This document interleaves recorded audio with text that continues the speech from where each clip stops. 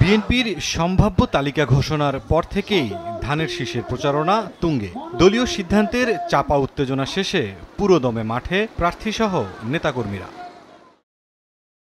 এবার প্রার্থী তালিকায় নবীন প্রবীণের মিশেল। দলীয় নেতাদের এমন পূর্বাভাসের প্রতিফলন দেখা গেছে মনোনয়ন বিশ্লেষণে। সম্ভাব্য ২৩৬ প্রার্থীর মধ্যে এবার ৮৫ জনই প্রথমবার লড়বেন নির্বাচনের মাঠে, যার অন্যতম স্বয়ং দলের ভারপ্রাপ্ত চেয়ারম্যান তারেক রহমান।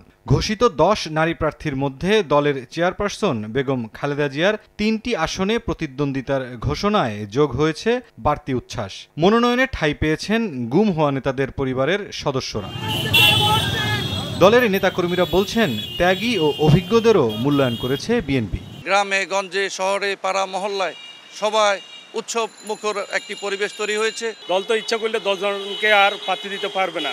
যেভাবে এক একটা আসনে মনোনয়ন দিচ্ছে খুবই সুন্দর এবং সময় উপযোগী। কর্মী হিসাবে দলের ধানের শীষের প্রতীক নিয়ে কাজ করতে চাই, সেম তারাও যাতে আমাদের প্রতি কোনো কন্দল না করে। আপনাকেই বলছি, ইন্স্যুরেন্স করলে সিটিতে সুরক্ষা পাবেন নিশ্চিত। আগে থেকেই নির্বাচনী লড়াইয়ে থাকা বিএনপি প্রার্থী তালিকাকে দূরদর্শী বলছেন রাজনৈতিক বিশ্লেষক। অভিজ্ঞতা, তারুণ্য, আর্থিক সক্ষমতা সবকিছু মিলায় আপনার সংগঠনের প্রতি তাদের যারা ডেডিকেটেড, যেটা আমি শুনলাম যে তুলনামূলকভাবে ব্যবসায়ী কম, তো যদি সেটা হয় ভালো। বেগম খালেদা জিয়ার এই নির্বাচনে অংশগ্রহণ, তারেক রহমানের অংশগ্রহণ এবং এর সাথে যারা দলের প্রবীণ নেতা এবং এর সাথে নতুনদের যুক্ত করে যেটি হয়েছে, প্রাজ্ঞ দৃষ্টিভঙ্গিরই বহিঃপ্রকাশ ঘটেছে দলীয় নেতৃত্বের। এবারের নির্বাচন চ্যালেঞ্জিং জানিয়ে বিশ্লেষকের পরামর্শ, জয়ের জন্য বিএনপিকে মনোযোগ দিতে হবে মনোনয়ন বঞ্চিত প্রার্থী ও নতুন ভোটারদের দিকে। তরুণদের মধ্যেও কিন্তু একটা মনস্তাত্ত্বিক পরিবর্তন হয়েছে।